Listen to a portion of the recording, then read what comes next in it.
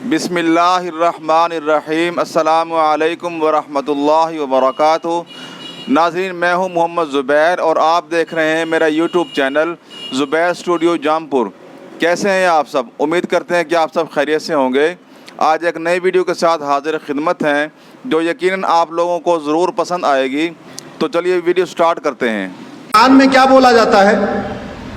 अज़ान चूंकि आप लोगों को केवल हिंदी आती है, उर्दू नहीं आती, तो आप लोगों ने कभी कोशिश नहीं किया होगा, लेकिन एक बार कोशिश करो कि अज़ान में बोला क्या जाता है।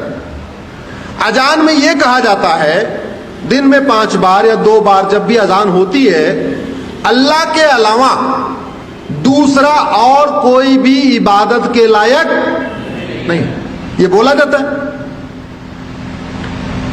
इस्लाम में अल्लाह के अलावा, खुदा के अलावा और किसी की भी इबादत करना हराम है, बोला जाता है।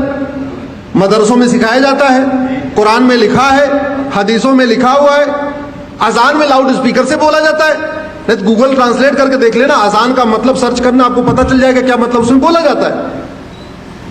अगर अल्लाह के अलावा किसी और की इबादत करना हराम है तो फिर मज़ारें क्यों बन रही हैं, फिर दरगाहें क्यों बन रही हैं? उत्तराखंड में देखते देखते पूरे जंगल के जंगल मजार दरगाहें कहां से बन गई। और आपकी जानकारी के लिए बता दूं, अरब में एक भी मजार नहीं है, अरब में एक भी दरगाह नहीं है, और अरब में एक भी पक्का कब्रिस्तान नहीं है।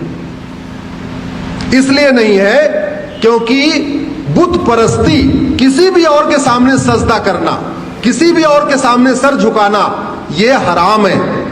अब मजार में लोग सर झुकाते हैं कि नहीं, दरगाह में झुकाते हैं कि नहीं, तो सब सवाल यह बनता है, जो कुरान अरब में है वही कुरान उत्तराखंड में है, वही कुरान हिमाचल में है, तो वहां अगर मजार हराम है तो भारत में हलाल कैसे हो गई? अगर अरब में दरगाह बनाना हराम है, अरब में एक भी दरगाह नहीं है, तो भारत में इतनी दरगाहें कैसे बन गई और क्यों बन रही हैं? अगर अरब में एक भी पक्का कब्रिस्तान नहीं है, यह भी आपको जानकारी के लिए बता रहा हूं, बड़े बड़े शेख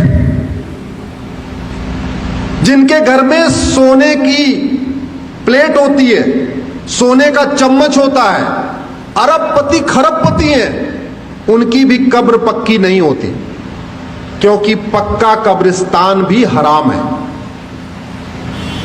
अब सवाल यह बनता है, कुरान वही, हदीस वही, अगर अरब में पक्का कब्रिस्तान हराम है तो भारत में वो जायज कैसे हो गया? जो मन्नत हमने मानी होती है किसी दरबार या मज़ार पर कि अगर मेरा फ़लाँ काम हो जाए तो मैं ये चीज़ लेकर आऊँगी या ये चीज़ बांटूँगी।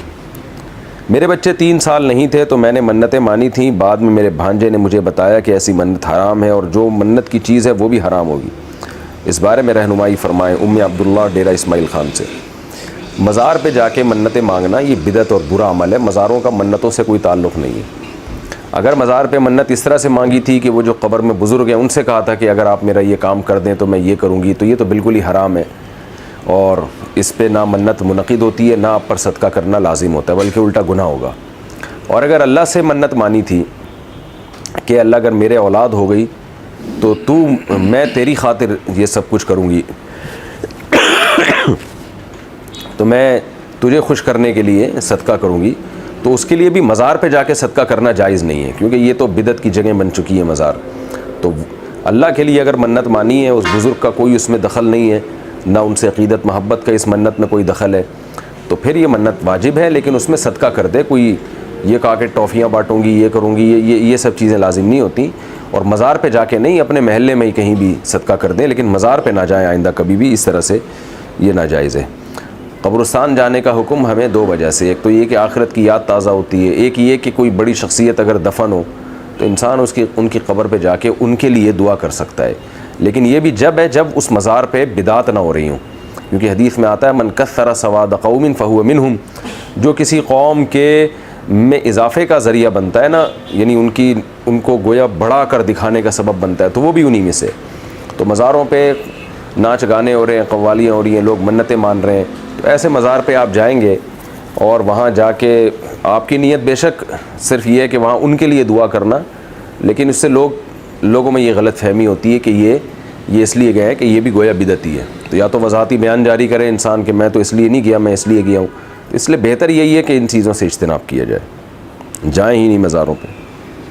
और वैसे भी ख़वातीन के लिए तो कब्रिस्तान जाना वैसे भी नापसंदीदा है, मज़ारों पे जाना उनके लिए तो बिल्कुल नाजायज़ है, क्योंकि उनके बिगड़ने का अंदेशा ज़्यादा होता है वहाँ। जी नाजरीन, तो ये थी आज की वीडियो। उम्मीद करता हूँ आपको ये वीडियो ज़रूर पसंद आई होगी। अच्छी लगी हो तो इस वीडियो को लाइक करें और सदका जारिया समझकर ज़्यादा से ज़्यादा इस वीडियो को शेयर करें। इस्लाम को दूसरों तक पहुँचाने में हमारा साथ दें। मिलते हैं अगली वीडियो में, तब तक के लिए अल्लाह हाफिज़।